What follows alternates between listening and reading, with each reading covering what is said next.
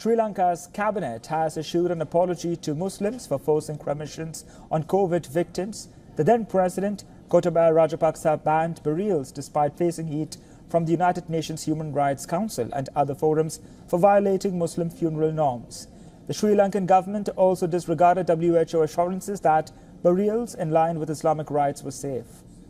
Muslims traditionally bury their dead facing Makkah.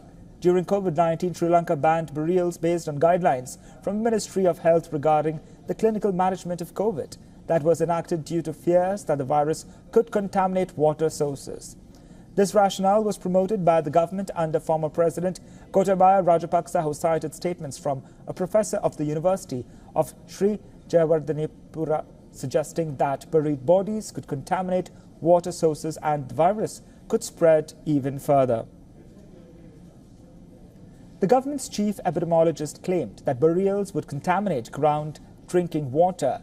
Rajapaksa halted his forced cremations policy in February 2021 following an appeal from the then Pakistan Prime Minister Imran Khan during a visit to Sri Lanka. The government then allowed burials at a remote area in the island's east under strict military supervision, but without the participation of the bereaved families. Muslim representatives in Sri Lanka welcomed the apology but said their entire community, accounting for about 10% of the island's 22 million population, is still traumatized. President Ranil Wickremesinghe and State Infrastructure Minister Jeevan Thondaman has tendered an apology in Parliament. The latest cabinet move is a formal and official apology. This development comes as the presidential race has begun in the island nation. The elections are due between September and October this year. The dates are likely to be announced this week.